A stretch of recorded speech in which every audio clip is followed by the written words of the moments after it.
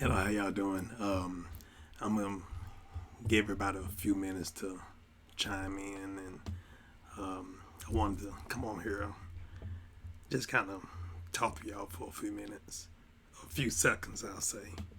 I wanted to make sure that my platforms are linked up. Okay.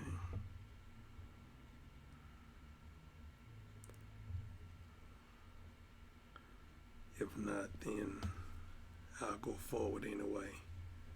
Okay.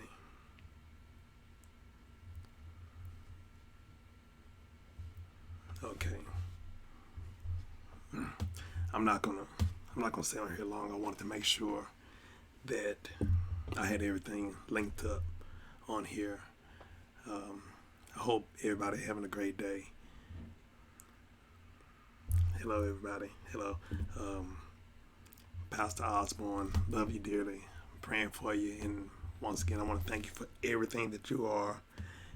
Great example, great lady, young lady I've always admired, and great leader. So I want to tell you how much I appreciate you. I'm sending air hugs to you and to your church. I appreciate you.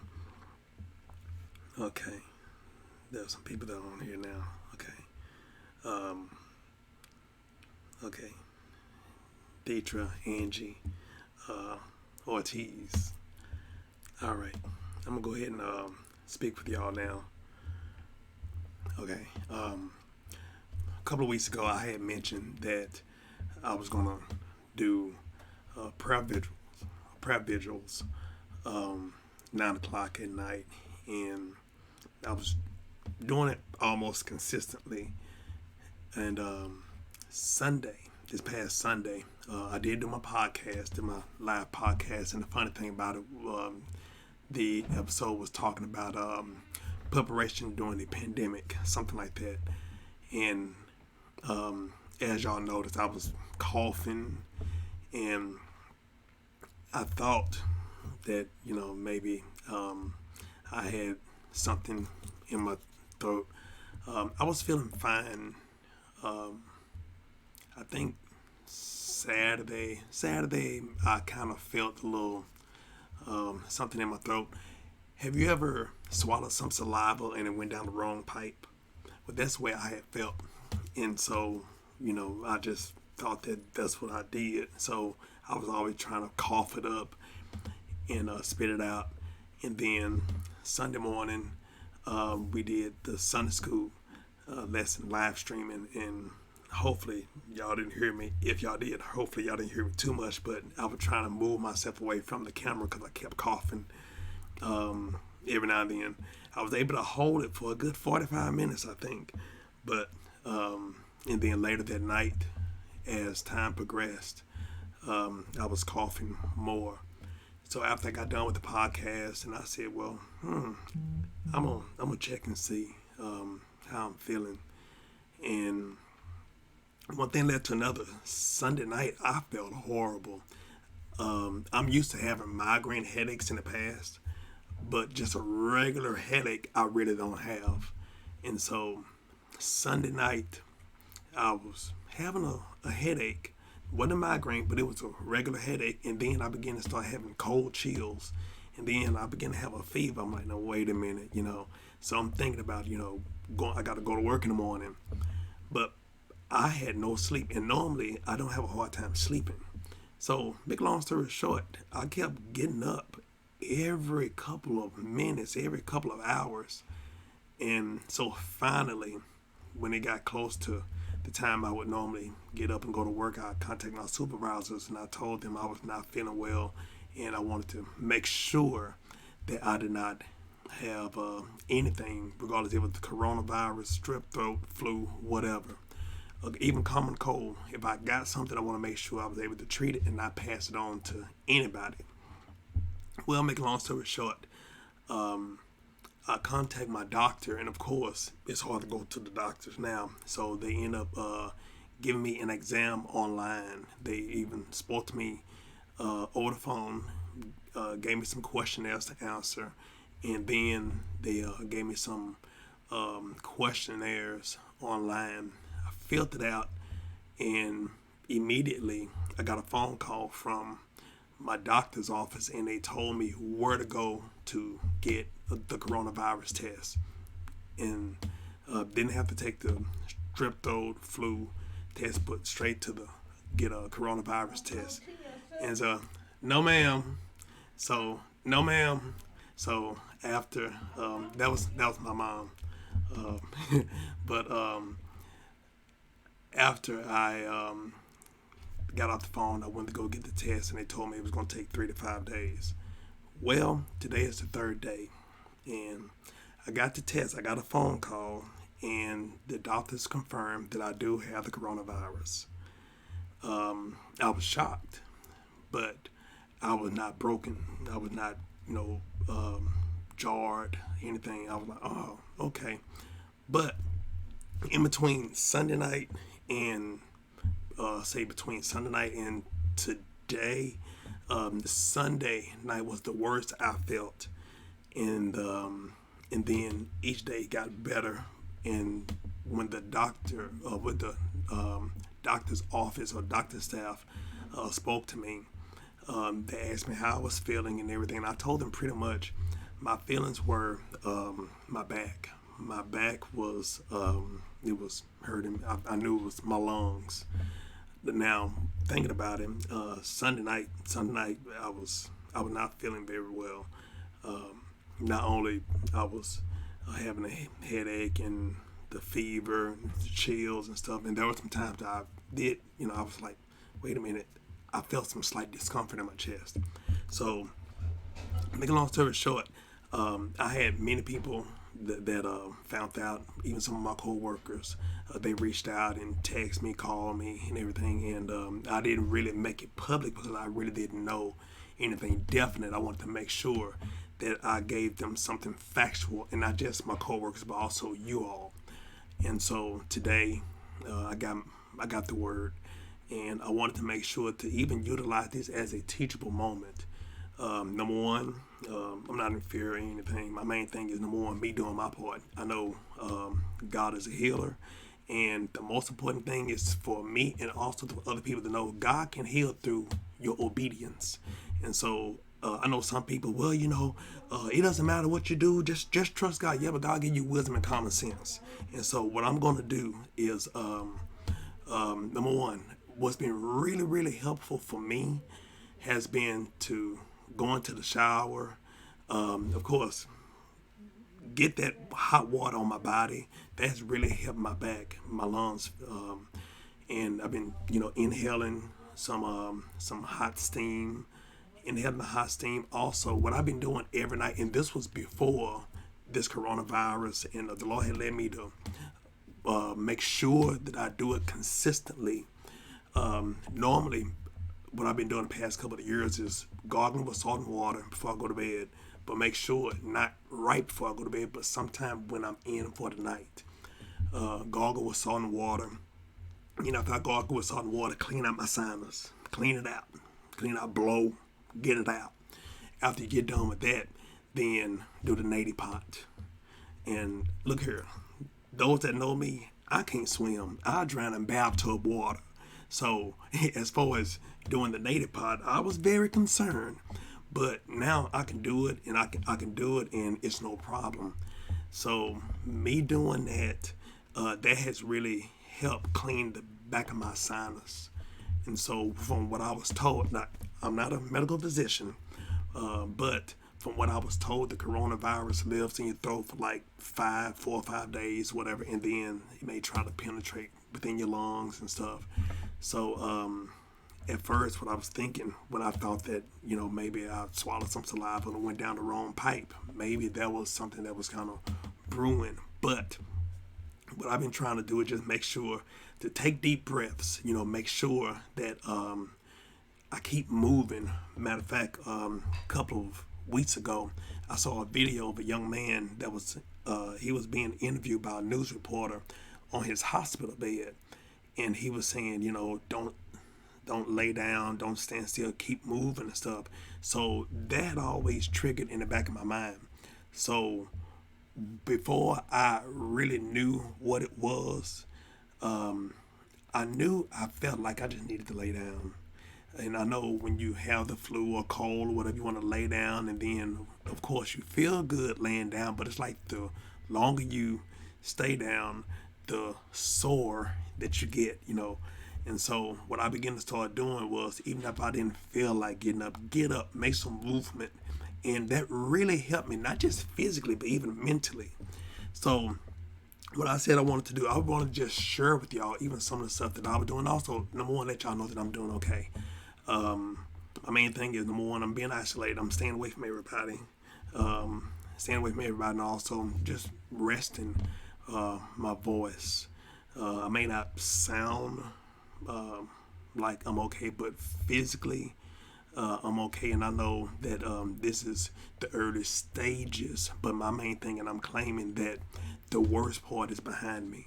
So I wanted to make sure to let people know, number one, this thing is real. And I know that Sunday I actually was at Walmart. I was at Walmart. Of course, I had a mask and everything, and I went there, and just so happened I went to go purchase some stuff. I was, like I said, I was feeling fine this whole weekend, but then, like I said, Sunday night, that's when everything just kind of crashed. So I don't know how long this thing has been going on, but I just thank God that I was able to find out. I was able to find out and get a definite answer. And so that way I can inform. I want to make sure to inform people. And I know some people, you hear about it on the news, you see it on Facebook, people still gathering together, people going to the park with large gatherings, and also even going to church. Like I said, now, those that know me, I love going to church. I love worship. But right now, this is the time, this is the time for us to have worship, but not in the building. A lot of time people are just so struck on the building, but they forget about the temple. Don't be so focused on the building that you put your temple at risk. And I know some people, and I'm gonna say it like this: I know some people who may even have been hurt by lied on or lied to by some ministers or whatever. The first thing that some of the people will say, well,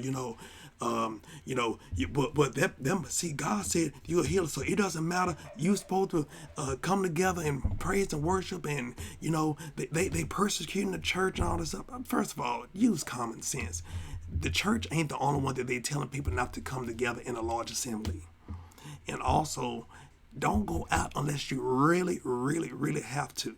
And I know some people, it's just like if it's a group of 5 people that live in the home, all 5 people don't have to go to the store at the same time.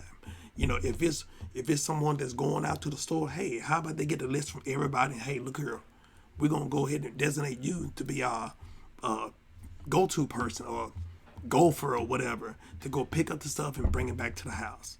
So we just have to use common sense. Like I said, God is a healer. God can do any and everything. But also the Bible tells us don't tempt the Holy Ghost. Don't tempt God. What that means is tempting simply means doing something, if you want to say doing some type of rescue act because of your disobedience. You already know what you're not supposed to do, but you go ahead and you do it anyway. So one of the things I always heard as a kid, grace ain't a horse that you can ride. God help us to use common sense. Use common sense. And like I said, it doesn't mean that the church gonna be the building of the church gonna be locked down forever. No, this is the opportunity for you to use different methods, different techniques to reach a larger audience. That's it. If there's a minister that don't like it, I really don't care. My main thing is being able to protect the people of God and also to protect you. We have to use wisdom and common sense. Some people, well, I don't want to lose any members. But you know what? How about you have enough faith that if you obedient to what God tell you to do and you broadcasting on live streaming or whatever in the comfort of your home, have enough faith that God when everything is over with, have enough faith that God going to bring an increase of people because of your obedience. You may be reaching people that you may not have ever reached before. And guess what? Because there are some people that's still doing some things, being at places doing things that they're not supposed to, there are people, even in the ministry, churches, pastors, leaders, that are dying of this. I'm not saying all of them. I'm not saying all of them have gotten sick and died because they were disobedient. I didn't say that. This thing is, if you want to say, fairly new. You never know how a person may have got it or whatever. But what I'm saying is, now that we know we have to do this, we need to do it. We need to be obedient to the laws of the land. We need to be obedient. And like I said, this is a great opportunity for you to ask God for the technique of reaching people who may have never stepped foot in your church. So we have to use wisdom. And also, like I said, for those that reached out to me, I really, really, really appreciate it. Like I said, I was just kind of silent because I wanted to make sure that I got some information first, and then that way I can come and tell you all. So, like I said, those that know me, I try to use my social platform to educate, minister, and let people know what thus says the Lord. So I really appreciate you all who tuned in, who wanted to check on me, and like I said, I'm feeling fine. I may not sound good, but I do feel good. And like I said, I just got out of the shower, and my body feels good. But now what I'm gonna do, I'm gonna do what I need to do. I'm being quarantined for a number of days, so that's what I want to do. I want to make sure that when it's over with, that I don't spread it or contaminate anyone else. I hope and pray that even those who I've gotten in contact with the past couple of days, weeks, I hope and praying that God protect. If I always treat it as if I wasn't feeling well or whatever, or even when I'm at work, I know I've been exposed to a lot of different people, and I always try to carry myself as if, whatever I'm a carrier or whatever. So I wanted to make sure, that I did carry myself that way, and that's basically it. So if y'all have any questions, if I know anything, y'all can feel free to inbox me, text me, whatever. It doesn't matter. I'm not a hard person to find. If y'all want to text me, not as far as calling, I'd rather just text or inbox because I want to save my voice. But y'all welcome to text me. My number is 214-908-3056. That's me. I'll be praying. Not only be praying for me, but be praying for other people. First responders, my co-workers. I spoke to my supervisor, and it may be a very scary time for many people. And also not just many people, but even the children. I told my son I wanted to make sure I video chatted with my son to let him know. What was going on and everything. And I don't know, first things some people hear when they hear about the coronavirus, they think about death sentence. But we're not going to think about death sentence. We're going to think about life sentence. We're not going to think about catastrophe. We're going to think about healing. We're going to think about all these things. And looking at life after this. Matter of fact, I think that was the name of the podcast I had the other night. Life after this. There's life after this. And so my main thing is this is just going to be another tool for God to use to let people know. And y'all know, if y'all want to put a face on the coronavirus, you could put my face on there to let y'all know that God is a healer. God is a healer. God is going to heal. And not just me. God's going to heal many other people. So my prayers for for us to make sure that we do our part. Let God bring you awareness and you adhere to it. So like I said, I really appreciate you all, and I hope I didn't take too much of y'all time, but I wanted to make sure just to give y'all some information. And also, you all are my family. Some of y'all are biological family. Some of y'all related by blood, and some of y'all related by love. So I wanted to at least share with y'all, just in case y'all hadn't seen me in a couple of days, hey, why you been posting any videos, whatever. I still been, sending posts, and when I get up or whatever, I'll, whatever will lead me to write or whatever, I'll post it and send it. But as far as making a video or whatever, I didn't want to do any videos until I knew something, and then I wanted the video to be me, informing whatever the test results were going to be. So now we know, we're going to follow the doctor's orders and just do what needs to be done. Before I forget, I do want to say this as we get ready to wrap up this video. I had a very, very cool moment last night. The cool moment that I had, of course, people know I always talk about my son, and whenever I get ready to get off the phone with him, I always say a prayer. Whenever I get ready to leave his presence, I always pray over him and everything. But the cool thing about it was, oftentimes his daddy pray for his son.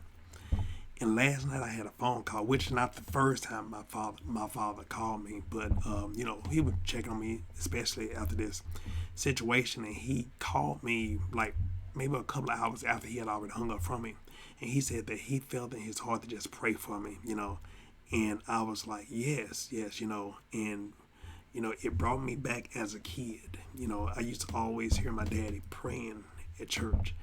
And so I was like, wow, forget about the 47-year-old kid, 47-year-old man, 47-year-old father. I was looking at that 12-year-old kid, that 9-year-old kid, where, I always think about it, but me and Sheila, we were always being around our daddy, and my daddy would, talk to us. We would always love to hear him pray and everything. And so for me to be able to hear my daddy, pray for me, that was awesome, And so if nothing else, my dad always said, what the devil meant for evil, God would turn it for our good. So with that good, he always say, even though we may not see it, but there's some good that's coming out of everything. It's just our responsibility to look for that good. So with that good, there are some key nuggets that came out. In the midst of this coronavirus, even what the devil tried to do to slow me down or whatever, to infect other people, whatever. Number one, God allowed the opportunity for my father to pray for his son. Hey, if nothing else, like that song says, if God doesn't do anything else, he done enough. With that particular part right there, that meant the world to me. And so, that was something I'll never, ever forget. So with that, they gave me the responsibility to, just keep on going, and also, pray for him. He's still recovering and everything. So I really appreciate everything. So with that being said, I just wanted to share that with y'all, because like I said, that made my day. That really, really made my day, and that made me refer back to me being a kid.